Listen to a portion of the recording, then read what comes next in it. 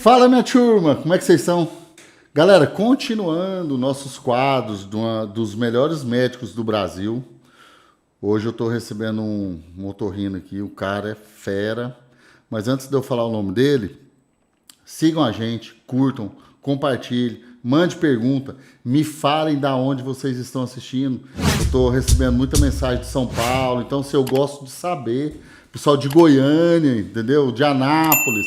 Então eu gosto muito de saber da onde é meu público, tá bom? Para mim mandar abraço para vocês e gratidão, tá bom? Então não deixe de compartilhar esse programa aqui. Se você tem algum amigo que respira mal, que ronca, que tá surdo, então assim, tem vários. Hoje eu vou explorar o médico aqui em todas as áreas, tá bom? Seja bem-vindo, doutor Gustavo Jorge. Muito obrigado, Nel. Obrigado aí pelo convite, né? Um prazer estar aqui com você e vamos tentar esclarecer aí muitas coisas a respeito da nossa especialidade. Doutor, vamos já começar com aquelas perguntas assim, já para a gente já ir, o público já saber como que nós vamos conduzir esse podcast aqui. É verdade que respirar pela boca pode mudar o rosto da pessoa ao longo dos anos? Sim, Daniel, é verdade. Porque se você respira pela boca, você atrapalha toda a ortopedia facial.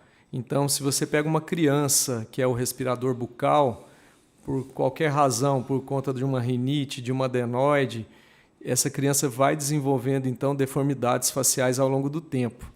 Ele começa a ter o palato em ogiva, o céu da boca vai ficando fundo, os dentes vão vindo para frente, vai tendo toda uma alteração aí da ortopedia facial. E um exemplo aí que a gente tem de pessoa famosa aí que possivelmente era um respirador bucal, o Ronaldinho Gaúcho, né? Então aquela face dele ali é típica de quem foi um respirador bucal lá na infância. E, doutor, só uma curiosidade, depois que acontece essa transformação facial nele, tem como reverter ou não? Parcialmente. Existem, né, cirurgias que são as cirurgias ortognáticas, que quem fazem são os nossos colegas aí, cirurgiões bucomaxilo, que conseguem modificar ainda a ortopedia da face, mas é uma cirurgia extremamente agressiva, né?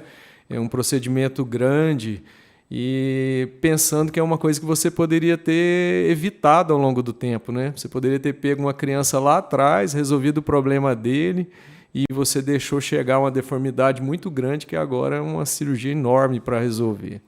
Doutor, já que você entrou nesse assunto, assim, qual que é o momento ideal para você perceber e quais são os sintomas que você percebe que uma pessoa tem esse problema respiratório logo no início? Desde criança. Então você pega uma criancinha ali, você vê que ele dorme de boca aberta, que ele ronca, que ele baba. Então, se você tem seu filho e você vê que tem esses sintomas, você já tem que investigar e tentar resolver ainda ali logo na infância. Por quê? Pode ser um problema de adenoide, pode ser uma rinite alérgica, ou pode ser mesmo mau hábito. Tem criança que aprende a ser respirador bucal e isso vai ao longo da vida dele. E dormir de boca aberta é perigoso mesmo, doutor, ou é só um mito? Não é mito, é uma verdade. Por quê? Se você respira de boca aberta, você acaba que você ronca, você pode fazer apneia e isso ao longo tempo, né? Ao longo do tempo, se você fica ali com essa respiração oral, fazendo apneia, você pode lá na frente ter um derrame, um infarto por essa razão. Doutor, eu uso remédio de descongestionante nasal desde quando eu conheço por gente. E eu, falar a verdade para você, eu já fui em vários otorrinos. E, inclusive, eu fiz até a cirurgia de adenoide, mas não resolveu o meu caso. Eu acho que o meu caso é alérgico. Entendi. Entendeu? Aí, mesmo tendo assim, se eu for lá no seu consultório, você resolve o meu problema? Nel, primeira coisa é a gente avaliar, porque aí eu vou te devolver a pergunta agora. Você operou com que idade essa adenoide? Eu operei, eu tinha mais ou menos uns 12, 13 anos. Pois é, Nel, eu vou te explicar a situação. Eu lembro que eu usei até aquele, não sei se ainda põe aquele... Lá dentro do nariz. Um plásticozinho. As técnicas mudaram, né? Mas assim, você tem que imaginar que adenoide é uma condição de criança. Então... A adenoide vai grande até lá pelos 13, 14, 15 anos de idade. A partir daí ela já começa a involuir. Então é muito difícil a gente encontrar realmente uma adenoide num adulto. Só que ao mesmo tempo, ali por volta de 12, 13, quando a criança faz o estirão, é a hora que aparece o desvio de septo. Então pode ser que você operou a adenoide, mas você desenvolveu um desvio de septo depois disso. Então pode ser que a tua respiração ruim atualmente seja em virtude de um desvio e não da adenoide que você operou lá no passado. Então são condições diferentes. Entendi. Então a gente tem que avaliar para chegar a essa conclusão.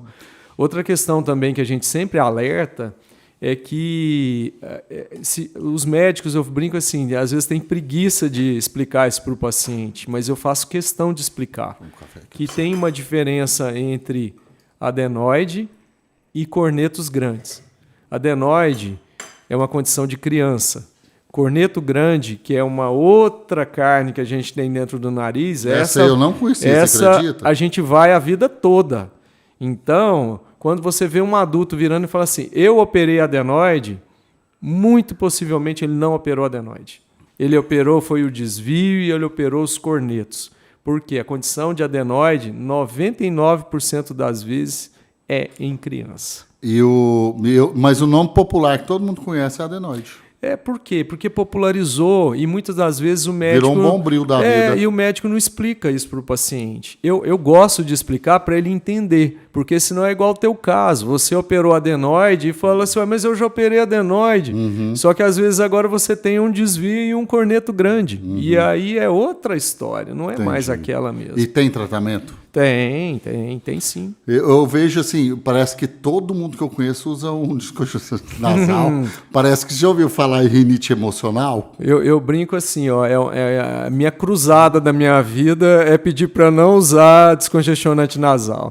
Porque o descongestionante nasal, ele eu desenvolvi uma arritmia cardíaca por causa dele. E não é só isso, ele aumenta a pressão, pode dar uma arritmia, ele implica em outras questões, e fora a dependência também. Não, inclusive, olha que o meu tá aqui no bolso. Não vou fazer propaganda não. Aqui, você... Então, Nenel, você daqui uns dias você vai virar cliente lá, então vai resolver a situação. Nós vamos. Doutor, e deixa eu te falar uma coisa para você, porque esse spray, ele vicia mesmo ou é só papo furado? Vicia, mas não é igual uma droga mesmo. Mas ele vicia da seguinte maneira. Quando você usa esse tipo de medicação, você faz uma vasoconstricção. Você fecha os vasos nasais. Então, quando você fecha, você diminui o tamanho dos cornetos, que eu havia lhe falado. Então, o corneto fica murchinho. E aí a passagem de ar fica livre. Só que depois que passa o efeito da medicação, você faz uma dilatação de vaso. E aí o que acontece? O seu corneto enche de sangue. Aí ele fica grande. E aí a respiração não vai.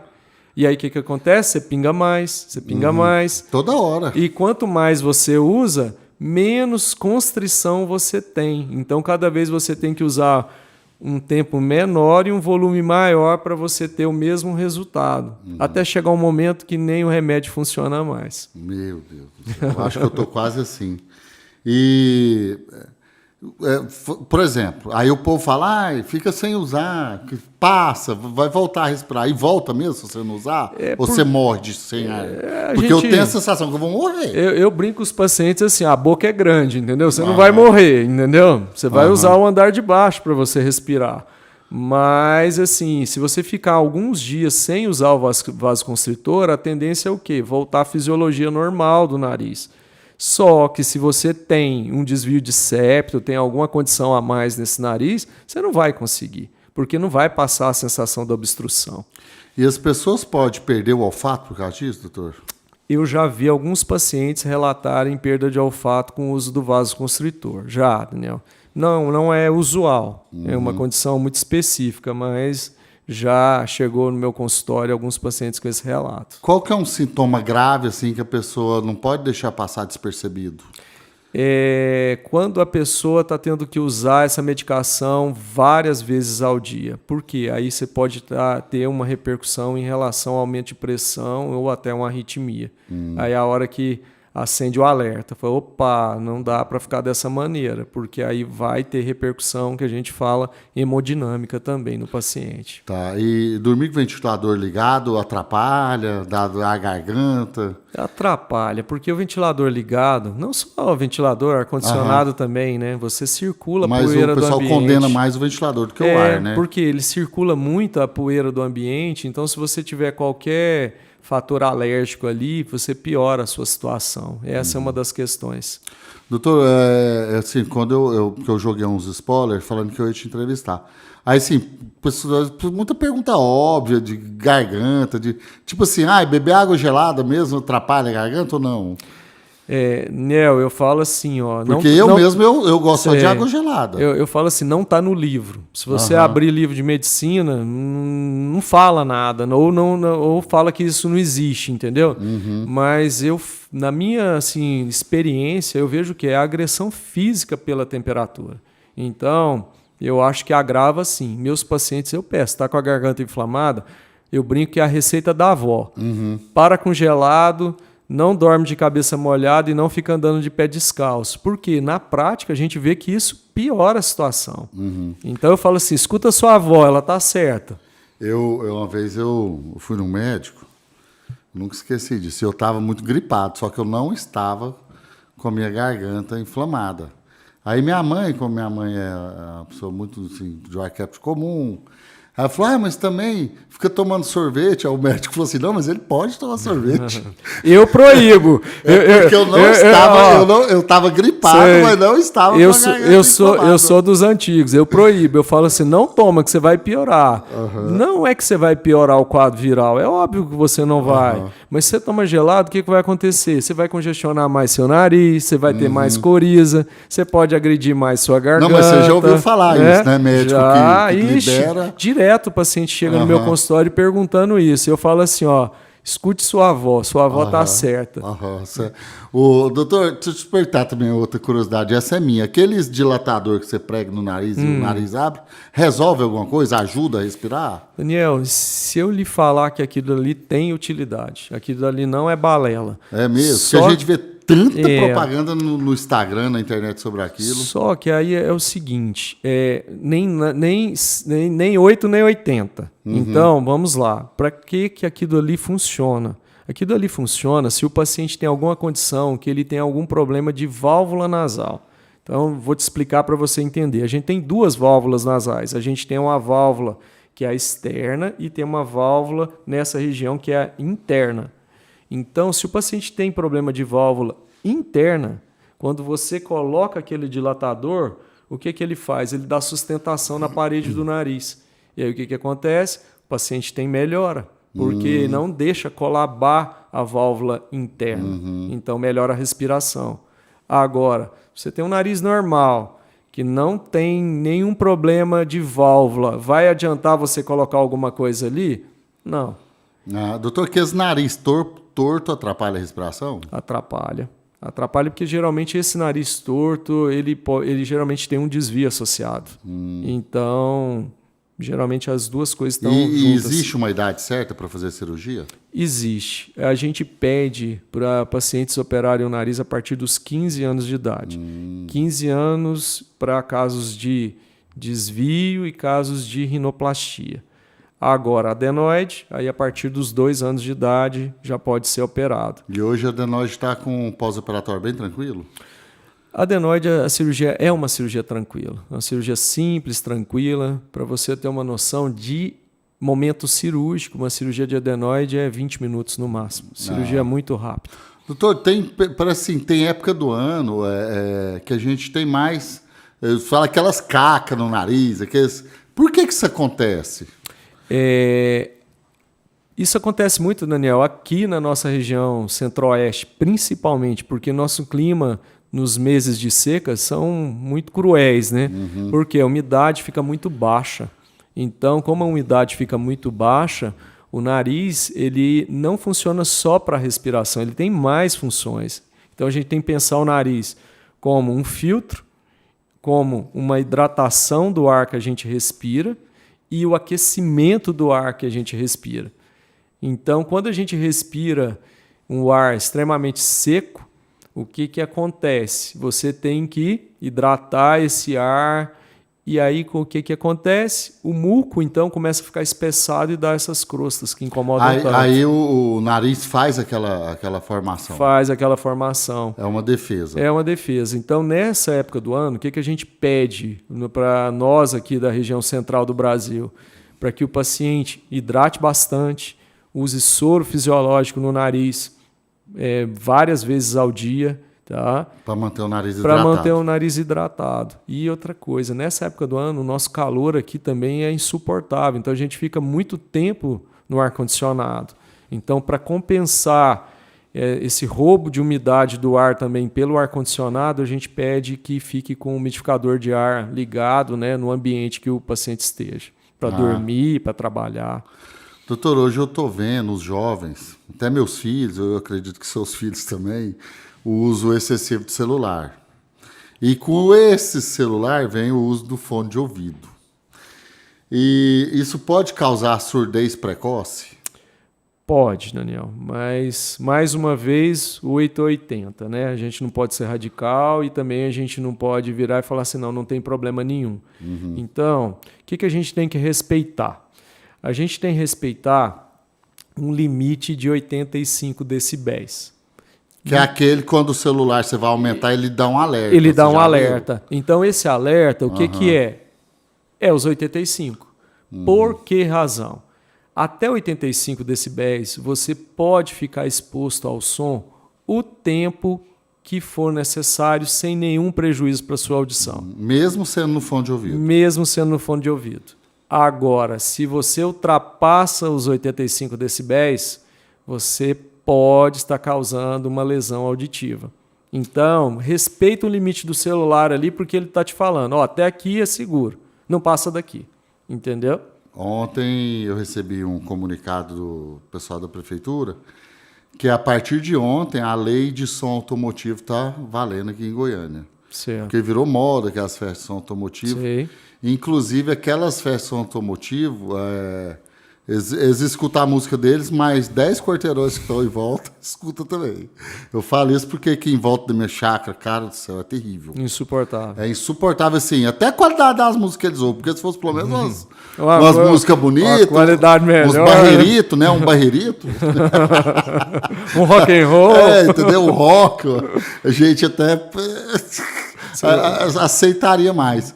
E mesmo a pessoa não usando o fone de ouvido, mas estando presente numa festa de um som automotivo, que é um som muito alto, isso prejudica a audição também? Prejudica justamente por conta da altura, entendeu? Se tiver acima de 85 decibéis, existe uma tabela, para você ter uma noção, isso para o trabalho. Então, em postos de trabalho que tem ruído, o paciente pode ficar exposto até 85 decibéis o tempo que for necessário. Então, vamos supor, se ele trabalha num posto lá de trabalho que tem uma máquina... Aí põe o fone de abafar. E aí... Não, se tiver abaixo de 85, não precisa de usar nem protetor. Agora, se mede e está acima de 85, aí quanto maior esse som, menor é o tempo que ele pode ficar exposto. Ah, entendi. E, por exemplo, e a pessoa que trabalha com aquela obra, usa o fone protetor, esse fone protetor também tem algum limite ou não? Existem dois tipos de abafador para proteção de audição. Existe os fones tipo plug e existe o fone tipo concha. O fone tipo plug, ele protege mais ou menos 10 decibéis. Então, ele abafa 10 decibéis. Eles falam que é de 8 a 10. E o tipo concha, em torno de 15 a 20 decibéis. Então, vamos supor, se o ambiente lá tem 90 decibéis, que está causando lesão, mas ele usa certinho o abafador, vai cair para quanto? De 90 para 70. Então, cai então, dentro de uma faixa, média. Beleza, opa, continua. Agora, vamos supor, se mesmo com o abafador está lá 120 e abaixa para 100, com o abafador tipo concha, ele não pode ter uma jornada de trabalho o tempo todo, às 8 horas por dia. Aí eu não lembro, assim, na prática, mas tipo assim, ele só pode ficar trabalhando naquele posto de trabalho 2 a 3 horas. Depois ele tem que sair daquele lugar. E a gente vê muito caso de surdez por causa de trabalho, né? Porque a pessoa, às vezes tem um equipamento de segurança e não usa. E não usa. Então, não é enjoo da empresa, entendeu? A empresa está com medo de tomar multa. Também, mas não é só isso. Tem que pensar que ela está protegendo também o trabalhador, né? O trabalhador tem que ter a consciência que aquilo ali não é à toa. É igual quando eu estava fazendo esse mezanino aqui, o pessoal veio soldar, sabe? Certo. Vários não usavam aquele óculos de proteção, não. Aí eu falava, cara, usa o óculos, pelo amor de Deus. Ele, não, eu fecho o olho na hora. Entendeu? Agora, tem um óculos hoje que é confortável, põe aqui. Acabou, né? Pronto, vai trabalhar. Doutor, você acha que aquele foninho auricular, aquele que enfia dentro do ouvido, faz mais mal do que aquele normal ou é o mesmo resultado? O resultado é o mesmo. A questão do tipo concha, né, que é o externo, é a questão de você não manipular o conduto auditivo. Porque a gente vê lá no consultório pacientes chegando às vezes com otite, com infecção de ouvido, pelo uso continuado do fone de ouvido intracanal, intra-auricular. Porque aquilo machuca, né? Põe, tira, É cara verdade. que fere. E você acha que a população hoje está mais doente por causa da vida moderna? Ah, com certeza. Não tenho dúvida não, né? Exposição a ruído, eu falo assim, nossos pais, nossos avós não ficaram expostos a esse ruído aí que a gente tem hoje, né? E essa geração de 70, 80, todos têm perda de audição, mesmo não tendo expostos a ruídos intensos. Verdade. Então, eu falo isso, ó. A gente está gerando uma próxima geração de surdos. A gente vai ter muito problema no futuro. Vou confessar uma coisa para você aqui. Esse ouvido esquerdo meu, eu escuto muito pouco dele. Por quê? Porque eu fui diretor de uma televisão 4 anos. E eu usei muito fone de ouvido, aquele com... Headset. que eu conversava com os cameramen, conversava com o pessoal da luz, e todo programa eu tinha que ficar com ele o tempo todo. E ele tinha um defeito lá, que ele dava um tempo. Sei, dava um pique. Você tá entendendo? Aí depois quando eu percebi, esse ouvido esquerdo meu, eu escuto menos. E é por causa que eu trabalhei 4 anos com esse fone de ouvido, né? Entendi. Eu fiz lá no passado, né, na minha formação, eu fiz medicina do trabalho também. Então eu sou otorrino, mas eu fiz formação em medicina do trabalho. E então, assim, eu tenho essa noção por essa razão. E meu pai também era médico e trabalhou como médico do trabalho. Então eu também trocava uma ideia com ele, ele me explicava as coisas. Rapaz, sabe quando que eu conheci essa área de medicina do trabalho? Eu fui fazer um trabalho lá em Crixás. E lá em Crixás tem uma mina de ouro. Cara, Crixás é oca por baixo, vocês têm noção. É só o buraco. É só o buraco. E eu entrei dentro daquele caminhãozão para fazer as fotos lá que eles queriam, que eles tinham comprado uma máquina que chama Jumbo. Cara, foi milhões e milhões de dólares. Ela é tipo uma furadeira gigante que furava lá no fundo. E eu entrei para baixo desse túnel lá com eles.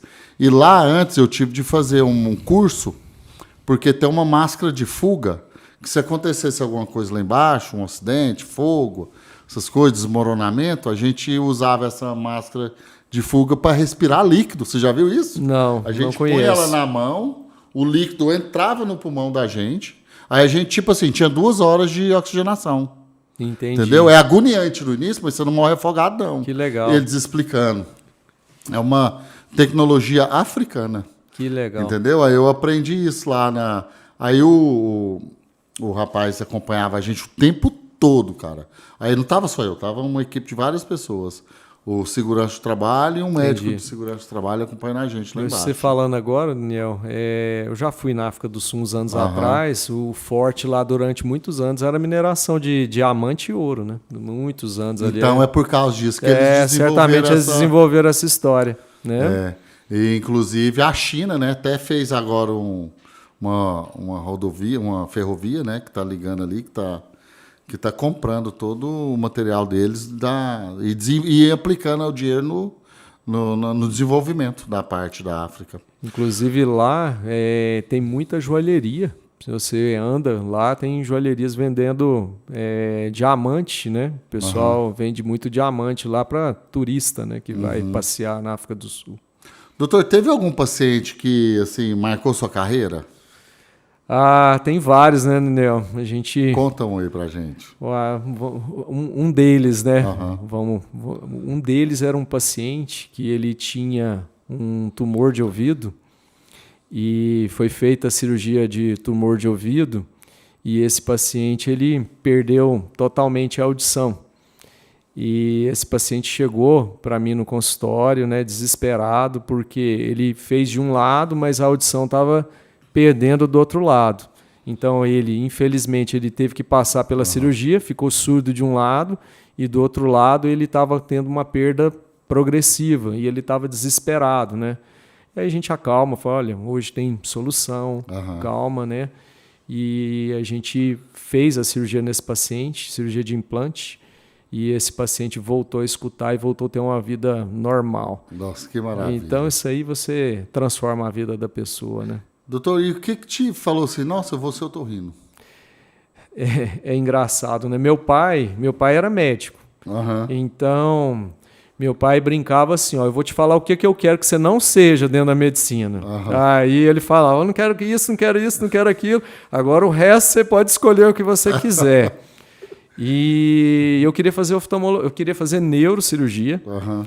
E eu desisti da neurocirurgia quando eu estava lá pelo 4º ano de medicina e eu fui assistir uma neurocirurgia. E a cirurgia durou 8 horas. E eu sou muito impaciente, eu faço 2, 3 coisas ao mesmo tempo. E aí, quando eu tive que ficar 8 horas numa sala de cirurgia preso, eu falei assim, isso não é para mim. Não adianta. E geralmente uma cirurgia ou de ouvido ou de nariz dura quanto tempo, mais ou menos? A média nossa é menos de 1 hora cada cirurgia. Só para você ter uma noção, eu geralmente marco de 3 a 4 numa manhã. Então é ali... É dinâmico, próximo, entendeu? Então é cansativo, mas é dinâmico. Não é aquele negócio que não anda, entendeu? Uma vez eu estava tendo ali no hospital. Como é que chama aquele hospital ali perto da 10 ali? Você desce a 10, aí você vira direito numa ruazinha. Assim. Ali, Santa Helena? É, o Santa Helena. O pessoal ia ter uma cirurgia lá, novidade nas técnicas. Certo. Aí sim, eu já atuo na área cirúrgica, mas eu atuo de cirurgia plástica. Aí eles me chamaram para ir lá e eles iam fazer uma cirurgia na cabeça do paciente. E eu estava com a câmera lá dentro do centro cirúrgico e mandando o sinal para os médicos lá no telão, lá embaixo, numa sala. Em outra sala. Eles assistem, tem anos isso. E aí eles foram, né, cortaram a cabeça do paciente, tiraram um pedacinho do... E estão lá, só que o paciente acordado o tempo todo, doutor.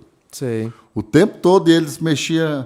Aí eles mexiam lá num pedacinho lá, mexe a mão.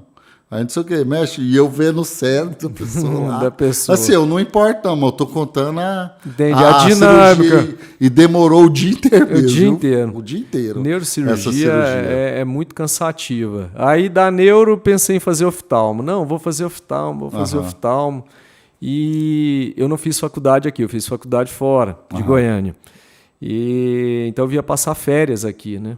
E aí, como meu pai era médico e a gente tinha uns amigos médicos do meu pai, eu falei assim, deixa eu perguntar aqui, né? Aí perguntava para um, perguntava para outro, eles falavam assim, olha, o mercado de oftalmo aqui em Goiânia é complicado, é briga de foice, é muita gente, são hospitais muito grandes. Aí eu falei assim, o mercado aqui deve estar meio difícil, né?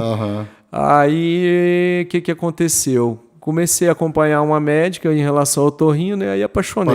Aí falei assim, é isso, pronto, vamos para otorrino. E você formou em medicina, você médico se torna, assim, você cuida da sua saúde diferente das outras pessoas ou não? Eu acho que a gente é até mais relapso, sabia? A gente é até mais folgado, é o contrário, entendeu? Porque se você começar a pensar, você vai ver que os médicos não vivem tanto. A longevidade nossa não é grande, entendeu? Também, né? Eu vejo assim que o médico, o doutor, a área da saúde trabalha muito mesmo. A gente trabalha muito, a pressão de resultado é muito grande e a correria, né? A gente sempre fica... Como a gente é exército de um homem só, a gente depende totalmente da nossa força de trabalho para a gente produzir nosso ganha-pão. Então a gente fica assim, não, eu consigo mais. E isso acaba desgastando a máquina. Mas eu mudei minha cabeça de uns anos para cá, de 2 anos para cá, eu comecei a me cuidar bem mais, perdi muito peso, comecei a me cuidar melhor. Uhum. Doutor, a rinoplastia é estética ou muda a vida de uma pessoa de verdade?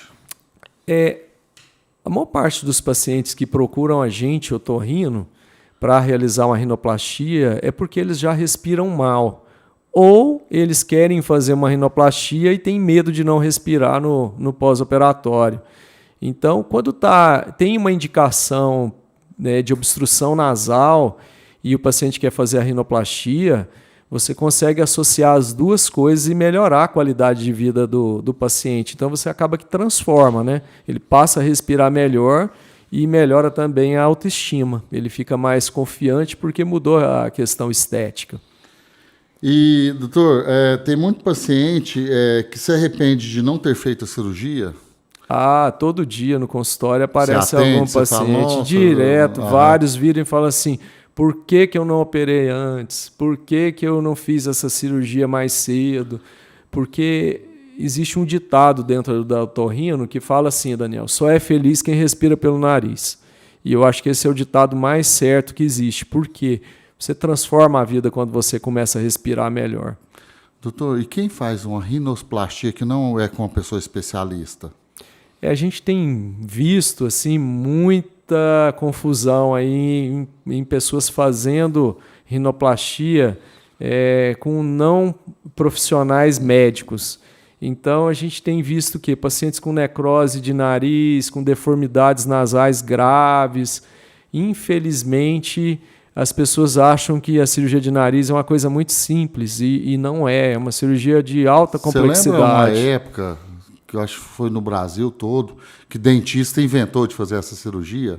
Foi. Aí estava dando tanto problema, lembra? Eu no consultório pegava toda hora paciente com deformidade nasal e com infecções graves aí por conta desses procedimentos nasais. Porque, infelizmente, Daniel, era vendido para o paciente que era só uma harmonização, que era só um preenchimento nasal, e não, eles estavam abrindo o nariz e realizando uma rinoplastia no ambiente não cirúrgico. O nariz pode até cair, né, doutor?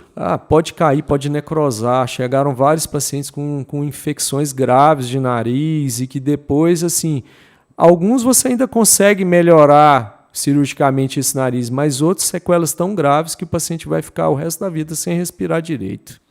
Quantos você, doutor, fez assim, de correção de outro profissional? De outro profissional? Eu não sei te precisar assim de bate-pronto, não, mas foram várias, entendeu? Várias. Agora a gente tem visto uma diminuição.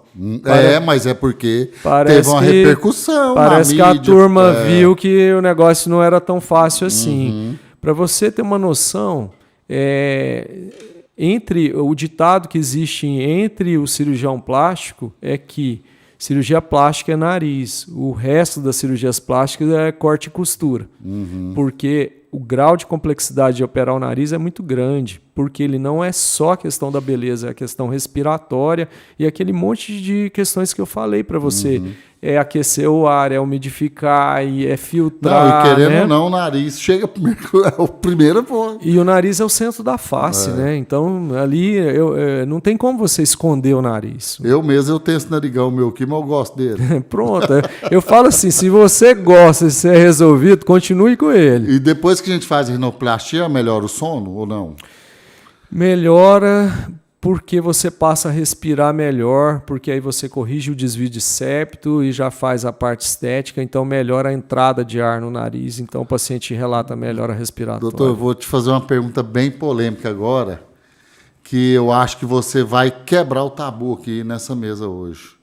A rinoplastia, ela é para homem também? Tem vários preconceitos ainda? Conta pra gente. Niel, a sociedade vem se transformando, né?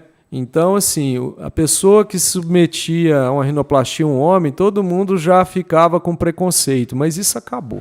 Isso a gente não vê mais. Eu sei que você é o médico de cirurgias de nariz de homens. Pois é, olha que engraçado, né? Hoje, praticamente 50% dos narizes que eu faço são homens. Então, os homens estão mais vaidosos, eles querem melhorar a aparência nasal. E eu acho que acabou que o homem tem me procurado, por quê? Porque ele não quer o nariz artificial. Ele quer melhorar o aspecto nasal, mas ele não quer aquele nariz extremamente fino, aquele nariz artificial. Ele quer um nariz mais harmônico com a face, mas respeitando as características dele. E eu acho que o paciente entendeu que eu faço isso, por essa razão que eles me procuram. Eu mesmo entrevistei aqui o Peter Oliver. Ele é um cantor que ele é o back vocal, mas ele é um back vocal muito famoso, cantou com a Wesley Safadão, com a Joelma, com a Ana Castelli. Ele é o cara, ele mesmo fez rinoplastia no nariz. Pois é. Como isso, porque ele é muito exposto. Então ele, Claro. querendo ou não, ele vende a imagem dele também, além do talento dele. Então é isso, Daniel. Hoje o preconceito acabou. E dói, doutor, ou é mito? É mito, porque as técnicas de rinoplastia elas vêm mudando ao longo do tempo. Então, para você ter uma noção, hoje já não se usa tampão mais, não se usa splint, que é a placa de silicone dentro do nariz. Que eu usei, né? Você usou na época, hoje não usa nada dentro do nariz mais. A gente alívio. consegue acabar a cirurgia e não deixar nada dentro do nariz do paciente. Externamente não tem jeito, precisa ainda de um claro. curativo, porque dá segurança, dá estabilização ali em tudo que você fez na cirurgia. Mas internamente não se deixa mais nada. E quanto tempo depois, doutor, ele vai ver o resultado? Rinoplastia, a gente fala assim, ó, quando acaba a cirurgia, começa a cirurgia. Por quê? Porque a evolução é muito lenta. Então, para você ter uma noção, o resultado final de uma rinoplastia aberta, que é uma rinoplastia com corte nessa região, que é uma das técnicas, 1 ano. 1 ano. Não, mas 1 ano passa. E a rinoplastia fechada, que eram as técnicas um pouco mais antigas, vamos falar assim, elas davam resultado em 6 meses. Então, doutor, e dá para fazer uma rinoplastia? Às vezes a pessoa não quer fazer uma mudança tão grande? tem. Eu falo que tudo é conversado. E uma coisa que veio para o nosso arsenal, que ajudou bastante, são as simulações. Então, hoje existem programas que você consegue simular o nariz para o paciente. Então, essa simulação ajuda bastante porque a pessoa tem uma condição de, pelo menos, ver o resultado. É claro, gente, é simulação. Então, a pessoa tem que ter ciência que aquilo dali, às vezes, não vai conseguir chegar naquele ponto. Pode ser que fique até melhor. Tá? Mas já aproxima muito do resultado. Então, isso cria uma tranquilidade para a pessoa. Antes de a gente falar, vou pegar meu... Ih, vou ter que dar uma briga aqui agora. Aí, pronto, vou ter que respirar. Eu vou lá. Eu vou trazer o resultado aqui para vocês, com ele aqui na mesa. Doutor, agora a gente vai falar um pouco de implante de auditivos. Quando a perca auditiva deixa de ser só um incômodo e vira um problema sério? Normalmente, isso acontece quando a pessoa começa a ter dificuldade de comunicação. Você que é um comunicador, você imagina você começar a ter dificuldade para entender as pessoas, pedir para repetir toda hora. Então, aquilo dali, quando começa a incomodar as pessoas próximas a ele, é o momento dele procurar ajuda. Tá. E qual que é o maior erro de quem começa a perder a audição e ela ignora? Fala, não, estou ignorando. Isso aí a gente vê todo dia na nossa prática. O que é? As pessoas acham que tem que ficar muito ruim para escutar, para procurar ajuda. Isso é o erro crasso, assim, é o principal erro. Por quê? Se a pessoa começa a procurar ajuda logo no começo, às vezes ele pode fazer uma cirurgia mais simples, ou ele pode começar a usar um aparelho auditivo, e esse aparelho auditivo pode retomar a audição dele a níveis de normalidade. Então, o que acontece principalmente no idoso? É uma coisa que eu quero chamar a atenção. O idoso, geralmente, ele é muito resistente. Ele não quer ajuda. Então, a família começa a falar para ele, você está ficando surdo, você não está ouvindo direito. Então, não, isso é implicância. Basta vocês falarem mais alto, vocês estão falando para dentro. E aí, o que acontece? Ele vai postergando. E aí, quando ele chega na mão da gente, e a gente vai olhar, ele já tem... Está com um grau de surdez muito alto. E não é só isso, porque existe uma diferença entre ouvir e entender. O ouvir é uma questão, mas o entender é a parte cerebral. Então, se esse paciente começa a ficar privado de audição há muito tempo, a área cerebral do entendimento, ela se perde. E aí, quando ele acorda... A compreensão, né? A compreensão. Então, quando ele acorda e procura ajuda, o que acontece? Você consegue fazer ele ouvir melhor, mas a compreensão já foi. E aí, qual que é o problema?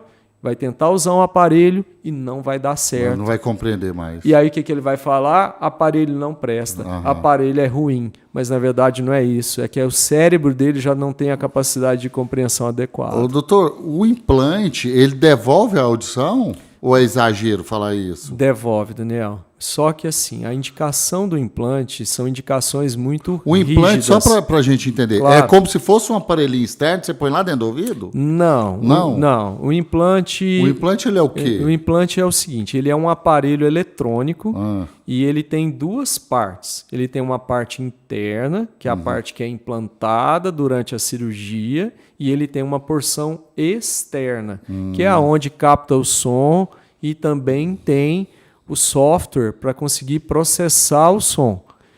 E além das baterias. Então, Entendi. imagina, toda essa parte é externa, mas tem uma parte interna que é colocada durante o ato cirúrgico. Ah, a pessoa, para usar um implante, ela tem que ter passado pelo aquele aparelhinho antes. Não necessariamente, né? mas assim, Entendi. você vai me entender a condição principal da pessoa ir para o implante. Aham. A pessoa vai para o implante quando a capacidade de compreensão da fala dele está abaixo de 50%. Então, quando o índice de reconhecimento da fala, entendimento da fala, fica abaixo dos 50%, é a hora de virar para ele e falar assim, ó, aparelho não te adianta mais, agora a sua solução é colocar o implante para te fazer ouvir de novo. Agora, você pode pegar também uma criança que nasceu surda. Então ele faz lá o teste da Você orelhinha. teve um caso, né, doutor? Tem vários, Daniel. Isso é uma coisa. Você me contou Isso um. aí é direto, entendeu? Crianças que os pais levam a gente levam a criança no consultório. Quando a pessoa percebe que a criança está surda, é quando começa a querer falar com ela e ela não responder? Hoje já Um existe nenenzinho, por hoje já exemplo? existe a triagem neonatal. Então, assim, hoje, por lei, toda criança que nasce ele tem que fazer teste da orelhinha. Então, ele faz ali o teste da orelhinha e já detecta alguma alteração. Opa, já criou um alerta. Aham. Aí essa criança... Eles encaminham para você. Encaminham para a gente. E a gente faz um segmento dessa Dos criança testes. com os testes e acompanhando para ver o quê? Se realmente essa criança não tem audição. Por quê? Se você não tiver essa triagem, você vai detectar mesmo que a criança tem uma surdez lá para os 3 anos de idade. Isso que eu estou te falando, na hora da comunicação oral. Então... Não, porque hoje a gente tem os exames, que é o teste da orelhinha, tem um outro exame super importante, chama Bera, e a gente vai seguindo essa criança e chegando à conclusão se realmente essa criança é privada de audição. Então chegou lá, ó, 1 ano, fez Bera, e o Bera mostra que essa criança não escuta, você já vira para os pais e fala assim, ó, pai, seu filho é surdo, ele tem que ir para o E a implante. criança, doutor, você viu, diagnosticou o problema, ela está com surdez, nenenzinha. Certo. Aí esse problema vai ser corrigido com qual idade? A idade mínima para a realização de um implante é 1 ano de idade. Então, Aí os pais têm que aguardar. aí aguarda, a Esperar gente passar vai um seguindo para vendo se continua dando aquele diagnóstico até 1 ano de idade. Confirmou, não houve, implanta. E qual que é a vantagem de você implantar a criança mais cedo? Quanto mais cedo você implanta a criança, mais rápido ela vai escutar. Então, se ela Mais começa a rápido, escutar, vai desenvolver acelerar a fala, um monte de coisa. fala, vai acelerar tudo. Então, se a gente deixasse os 3 anos de idade, o que acontece? Você tem um atraso em todo o desenvolvimento da criança. Então, quanto antes o diagnóstico, quanto antes a cirurgia, melhor. Doutor, e qual que é a causa dessas crianças nascerem sem audição? assim, a mais principal comum é genética. É genética? Genética. Mas aí tem rubéola, tem uso de medicações em UTI. Aí, Daniel, aí é um mundo, não, eu entendeu? sei, só pra gente... Meningite, e aí vai, entendeu? É um mundo, tá? Doutor, tem gente hoje que às vezes... tá surdo, mas fala assim, não, meu caso não tem solução não. Tem, Ismael, não tem? Tem. Aí você fala, não, aqui você tem solução. E eu vou falar para você que, assim, hoje só fica surdo quem quer. Porque tem solução para praticamente 99% das condições de perda de audição. Tem-se sempre uma carta na manga para você falar para o paciente, ainda tem isso, ainda tem isso, para você dar audição para ele. E sempre a volta é mais ou menos 100% a pessoa volta a escutar? Normalmente os níveis chegam a 90% da audição, entendeu? Escuta mais que eu. Então. Fica ouvindo praticamente perfeito. Você imagina, uma pessoa que tem lá um déficit de compreensão de fala abaixo de 50%, de repente ele volta para 90%. Transforma a vida. É isso que eu ia te perguntar. O que muda numa pessoa depois que ela faz o implante, doutor? Igual esse senhor que você atendeu, ele estava com resistência, aí você falou, não, o seu caso é implante. Primeira coisa é o convívio social, né? Ele muda porque ele começa a se isolar, ele começa a não querer frequentar a festa, ele não quer mais conversar com a família, de repente ele volta a ouvir de novo e aquilo transforma a vida dele, porque ele volta ao convívio social novamente. E outra questão também que a gente vê, que antes a gente se supunha, mas agora saíram diversas pesquisas mostrando que o quê? Quem tem perda auditiva na idade avançada, se ele fica privado, ele piora a cognição. Então ele atrapalha o quê? A questão da compreensão dele também. Então muitas das demências que a gente vê senis, que é a demência em idoso, é porque ele começou a não escutar e não interagir. Então, hoje, quando a gente vê a pessoa com perda, fala assim, reabilita, põe um aparelho, resolve sua vida para você não ter demência lá na frente. Pois é, eu ia te perguntar, tem uma idade limite para pôr, doutor? Não existe, Niel. Implante, para você ter uma noção, acho que meu recorde, eu implantei um paciente de 82 anos. Entendeu? Aí ele é anestesiado, tudinho? É anestesia geral, é uma cirurgia, entendeu? Mas aí não é essa questão. Mas não é uma cirurgia agressiva, né? É uma cirurgia de 2 horas. Então, a cirurgia, a gente fala assim, é uma cirurgia complexa? Não. A cirurgia é uma cirurgia simples, mas altamente delicada. Entendeu? E o que você diria para uma pessoa, às vezes, que tem vergonha de usar um aparelho auditivo? Eu falo que o aparelho auditivo hoje é o óculos da década de 80. Tem até a música lá do Paralamas, né? O cara tinha preconceito de usar óculos, entendeu? E hoje tá todo mundo usando óculos colorido, óculos de oncinha, e não tem problema. Mas tem problema, a pessoa tem vergonha de usar aparelho. E essa condição, eu acho que para o futuro, isso vai acabar, porque, como eu estava falando anteriormente, a gente está criando uma geração de pessoas com problema auditivo. Então, todo mundo vai ter que usar aparelho. Então, isso aí vai ter que acabar. E é besteira. Não, e hoje também não é que as aparelhão mais, né? Não, os aparelhos são pequenos. E outra questão também, o aparelho hoje, para você ter uma noção, ele é um computador. Hoje existe aparelho com Wi-Fi, com Bluetooth, aparelho com GPS. Eu tenho uma irmã que usa, ela conecta o celular dela no aparelho. GPS, se você perder seu aparelho, você não está achando ele, você entra no celular e ele te fala onde você deixou o aparelho. Tem aparelho com tradução simultânea de línguas. Então o cara já usa ele para quê? Para uma reunião, é um empresário, vai ter reunião lá com o russo, lá com o chinês, e ele quer entender o que o cara está conversando. E aí não, a voz já traduz. Já traduz, entendeu? Até sabe se o cara não está querendo passar a perna dele. Né? Um chinês. Não tem garantia, não tem garantia. Esse aparelho aqui não tem garantia, pensa. Doutor, me fala um pouquinho de você. Parece que você é campeão brasileiro de ping-pong aí. Como é que pode falar ping-pong? Não é tênis de mesa? Como que fala? Eu brinco assim, a pior coisa pro tênis de mesa é o ping-pong. Porque todo mundo acha que a gente joga ping-pong, entendeu? E não é, porque tênis de mesa é um esporte, tem técnicas, é um esporte super difícil, entendeu? E eu comecei a praticar tem 3 anos.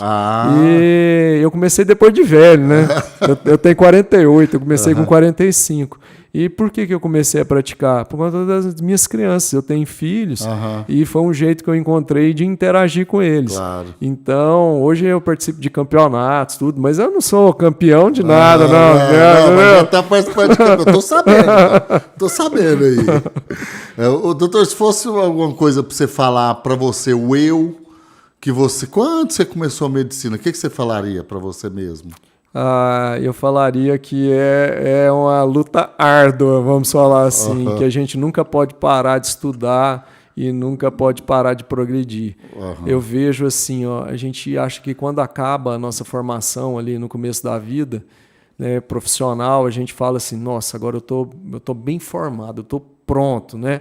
Aí o que você vai vendo? Você vai olhando, as técnicas vão mudando, as coisas vão mudando e você tem que acompanhar. Não tem jeito de você parar no tempo, porque senão você fica para trás. As outras pessoas adquirem conhecimento que você não tem e você é atropelado, entendeu? Então, acho que isso é o principal, é não parar nunca. Doutor, como você é um dos melhores profissionais do Brasil na sua área, inclusive eu vou deixar um cupom de desconto aqui o tempo todo aqui na tela. O pessoal vai ver o QR Code, vai te seguir lá no Instagram e vai falar que foi através do nosso podcast que eles te conheceram. Você vai dar o que para eles? Vamos dar uma avaliação, né, de rinoplastia, né? O paciente que tiver interesse de realizar uma rinoplastia, a gente pode presentear ele com uma avaliação completa. Né? Não, e eu fiquei sabendo também, gente, ó, eu fiquei sabendo que ele tem um coração desse tamanho, viu? Então vocês podem procurar eles, que ele vai te ajudar. Eu conheço ele. Tá? Ele não vai te explorar, não vai. Eu já fiquei sabendo de outras histórias, que você é uma pessoa muito assim. Que você tem amor no que você faz, né, doutor? Tem, eu não vou me. Sim, você quer ver todo mundo escutando e respirando bem. Eu não vou me gabar, não, mas às vezes eu mesmo me pego falando assim, gente, por que eu prometi isso? Entendeu? Eu mesmo me cobro, sabe? Não, mas assim, eu acho que você tem isso. Principalmente nas cirurgias do nariz, é claro, a pessoa respirar melhor, mas ela não parou de respirar. Agora, a pessoa que para de escutar, de um neném que nasce surdo, eu acho que a emoção, quando você vê ele escutar pela primeira vez, deve ser muito grande. E esse escutar da primeira vez, doutor, é aonde? É no centro cirúrgico, é no consultório, é quantos dias depois? Qual que é a hora que você falou assim, funcionou? Normalmente, Daniel, conta pra gente, assim, aquele momento que você viu a fala criança, assim, ponto, você deu chamou, certo. Ela virou pra você assim. Você faz a cirurgia, depois que você faz a cirurgia, você liga o implante 30 dias depois. Então, já tem um teste dentro do centro cirúrgico para saber se aquele implante está funcionando. Se vai dar resultado. Se vai dar resultado, se ele está funcionando. Porque vai que você põe um implante que não está funcionando, tem um defeito lá de fábrica. Porque equipamento eletrônico, né? A gente corre esse risco. E aí o que acontece? Faz aquele teste, você já tem uma noção, mas é só 30 dias depois que esse implante é ativado. E aí, nesse momento da ativação, que é a cereja do bolo. Não, eu tenho certeza que até você deve ficar na expectativa. Fica, porque assim, escutar a primeira vez, você imagina, a criança tá ali... Escutar a voz da mãe. Escutar a voz da mãe. Aí eu falo assim, é transformador. Ali é a hora que você transforma não só aquela criança, mas você transforma a família toda. Porque eles iam ter um problema na casa dele que era um deficiente, auditivo, e agora ele é um deficiente reabilitado. Ele está reabilitado para ter uma vida normal. E esse implante dura quanto tempo, doutor? 100 anos. 100 anos, nunca mais precisa. A gente fala assim, não é para ele trocar, não é para ser trocado mais nunca na vida dele, entendeu? Então, mas como é um aparelho eletrônico, caso aconteça algum problema ao longo da vida, tem como ser trocado. Você troca. Mas não é para dar problema. Caso comum. Não, super raro, muito raro. Se eu lembrar aqui, uma coisa interessante, Daniel. Eu comecei a fazer implante em 2011. Eu fui praticamente o pioneiro no implante coclear aqui em Goiás. Então fiz meu primeiro implante aqui em abril de 2011. Só tinham sido feitos em Goiás, se não me engano, 2 implantes. Eu fui o terceiro a implantar aqui em Goiás. E eu fui o primeiro a fazer implante sozinho, sem auxílio de equipes externas, entendeu? De outros estados. Entendi. Então, a gente tem esse mérito aí de ter começado a brincadeira. Não, se você não fosse pouco melhor, você não estava sentado aqui nessa mesa comigo, não. Eu sei que você é o melhor. Doutor, como faz para te encontrar? Como faz para marcar a consulta? Assim, o pessoal, igual você falou, às vezes tem uma surdez, acha que não tem solução. Você já falou que tem. A rinoplastia, o homem quer fazer. Pode ir lá que você vai atender com o maior carinho. Onde te encontra? Eu tenho meu consultório aqui em Goiânia, na Avenida 136, no edifício New York, né? E tem um telefone de contato. Esse telefone vai estar passando aqui na tela. E também, né, as redes sociais, né? Nosso Instagram, que as pessoas podem entrar lá e começar a acompanhar a gente, que é o Dr. Gustavo Jorge.otorrino, Dr. Gustavo Jorge.otorrino. E aí eles podem seguir aí e acompanhar o que a gente tem feito no nosso dia a dia. Inclusive, você é bem ativo nas redes sociais, né, doutor? Sempre está dando dicas, sempre está dando a orientação correta para o seu paciente. Não é só um Instagram de médico. Lá, quem te acompanha vai ter conteúdo ali semanalmente. Com certeza, é porque eu falo, quem não é visto não é lembrado, né, Daniel? E eu acho que a informação sempre é importante para todo mundo, e a gente né? tem que passar para frente, doutor. A gente não precisa guardar tudo para a gente. Você passando essa experiência de vida que você tem, esse pai bom que você é, esse jogador de ping-pong. Tênis de mesa. Jogador de tênis de mesa. Então, assim, para que guardar isso tudo para você, sendo que você pode incentivar até várias pessoas? Com certeza. Entendeu? Eu acho que adquirir conhecimento e passar para frente, eu acho que você só cultiva novos amigos, novas pessoas aí para te acompanhar e ver como que está sendo a evolução de sua vida, né? Maravilha. Doutor, teve algum assunto que você queria falar que eu não te perguntei? Eu acho que é isso mesmo, Daniel. Eu acho que explorou tudo, né? Abordar de tudo um pouco, né? Eu acho que questão às vezes de sinusite, né? Que às vezes é um tema também que as pessoas gostam bastante. Que é se sinusite tem cura, né? Tem, doutor. Essa é uma pergunta que eu ouço todo dia na minha vida. Sinusite tem cura? Tem, gente. Tem cura, sim. E a sinusite dá dor de cabeça mesmo? Dá dor de cabeça, mas você tem que pensar assim. As pessoas confundem dor de cabeça com sinusite. Então, nem toda sinusite dá dor de cabeça. Entendeu? E dá o que, então, doutor? Qual o sintoma? Pode sentir pressão na face, pode sentir obstrução nasal, pode sentir outros sintomas que não seja a dor de cabeça. A dor de cabeça é um sintoma da sinusite, entendeu? Eu vou fazer uma pergunta aqui agora, que ela tem que ser feita. Aquele pozinho que a gente cheira... Ajuda a sinusite ou não? Não ajuda, tá? Você sabe qual é o pauzinho? Rapé. Não adianta. Vendia até em farmácia, doutor. Ainda tem uma turma aí que eu gosto de usar rapé aí de índio, não sei o quê, mas aqui dali, gente, infelizmente, não tem embasamento científico, sabe? Tudo em medicina, Daniel, é estudado, testado, entendeu? Claro, é igual a buchinha do norte, entendeu? Agora o pessoal esqueceu um pouco, mas durante muito tempo da minha vida, os pacientes chegavam lá e falavam, estou usando buchinha no nariz. Buchinha é o quê? Essa eu não conheço, não. Essa buchinha, ela é uma trepadeira que o pessoal faz um chá dela e eles aplicam no nariz. Mas eles derramam, assim? Joga dentro do nariz, e a crendice é que isso resolvia sinusite, entendeu? E aí, até uma coisa interessante, que o pessoal da USP fez um trabalho sério usando essa buchinha para ver se ela tinha eficácia. Vai que o negócio funcionava, né? E essa buchinha, ela é utilizada no Nordeste como abortivo. E aí a turma usa no nariz também, entendeu? Para tentar curar a sinusite. E qual que foi a conclusão? Que, na verdade, ela faz uma destruição da mucosa, do forro do nariz. E aí a pessoa começa a colocar um monte de coisa para fora, né? Porque você irrita todo o nariz e começa a sair aquele monte de secreção. Fala, minha sinusite está sarando. E, na verdade, eu brinco. É a mesma coisa que você está pingando um ácido lá no nariz, esperando que o nariz melhore, entendeu? Você tá doido. Agora eu vou fazer outra pergunta também. Uma vez eu cheguei na casa do meu tio... Aí ele tava deitado lá naquelas cadeiras de balanço com um monte de batata, assim, ó. Batata no rosto. Que é isso? Não, sinusite.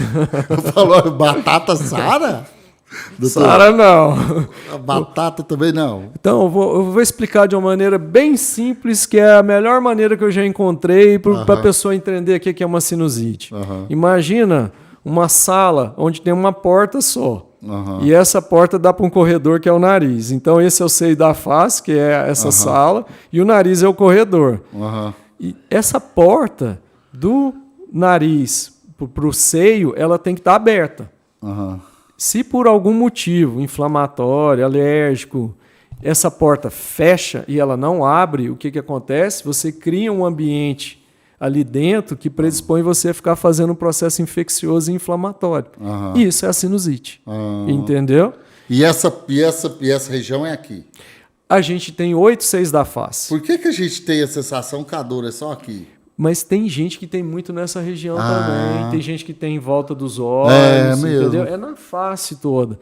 Por quê? Porque os 8 seios da face, dos 8, 6 deles estão aqui na região anterior da face. Por isso que a pessoa sente dor aqui na região anterior. E aí, o que consiste, então, a medicação? Consiste em você tratar a infecção, desinflamar aquele processo ali e abrir a comunicação. Entendeu? E quando isso começa a não dar certo, você trata e não melhora, aí vem a cirurgia da sinusite. Meu Deus, tem até a cirurgia, doutor? Tem. E o que é a cirurgia? Você vai abrir o buraquinho Você vai abrir a porta. Então, o que é abrir a porta? Você entra com a câmera, que é com o endoscópio pelo nariz, acha a porta original, entendeu? E abre ela. E a partir do momento que você abriu, você consegue melhorar aquela condição. Já puxa a inflamação. Você tira a inflamação, trata ali, o pus, tudo que tiver ali. Essa porta tem que continuar aberta, essa comunicação, para que o quadro não volte. Drena tudo, sara e acabou. A pessoa resolve a sinusite em definitivo. Aí nunca mais tem? Nunca mais tem. Uai, bom, hein? Excelente. A cirurgia, essa já não é novidade, né? Essa é uma cirurgia consagrada, uma cirurgia que já é feita há mais de 20 anos. Só pra gente matar esse assunto de sinusite, o que causa sinusite? Ixi, várias coisas. Fala as mais comuns, pelo menos. Então, vamos lá. Pós-gripal, tá? Quadro viral com gripe, quadro alérgico, tá? O paciente faz uma alergia ali, congestiona tudo e depois evolui para sinusite. E também os pacientes de trauma, né? O paciente toma uma pancada ali, entorta todo o nariz e aí ele começa a fazer uma sinusite atrás da outra. Entendi. Agora nós matamos. A batata não dá mais, o raposinho lá também buchinha. não. Buchinho também não. Então a melhor solução é ligar pro doutor. Lavar nariz é bom. Então, uma coisa caseira, uma dica aí que fica aí pra turma, o que é? Lava o nariz com soro fisiológico, tá? Soro fisiológico é excelente, tá? Então, lava o nariz com soro fisiológico, gente. Isso é maravilhoso. Maravilha. E só pra gente, geralmente o sinusite, qual que é a hora dele falar assim, não, eu tenho que procurar um médico? Dura quantos dias? Se passar de 2 semanas ele não está tendo melhora, é melhor procurar um profissional, porque ele não vai melhorar. Porque aquele quadro infeccioso ali, lembra da porta? Ela não abre. É porque ela fechou mesmo. E aí fechou, e aí fica sem melhorar, e aí enquanto ele não toma um antibiótico, um corticoide, ele não tem melhora. Não, obrigado, doutor. Agora eu queria que você deixasse uma mensagem para o seu público. Queria deixar aí o agradecimento a todas as pessoas que ao longo do tempo confiaram aí no meu trabalho, né? Já são mais de 20 anos aí de profissão e então queria agradecer pela confiança de todos, agradecer a família pelo apoio, minha esposa, né? Que sempre está ao meu lado aí me empurrando, me ajudando aí nessa questão, né, profissional. Gente, muito obrigado. Espero que vocês tenham gostado desse podcast, que foi muito assim. Dá para vocês absorver muito conhecimento. E o doutor sempre vai estar aqui com a gente.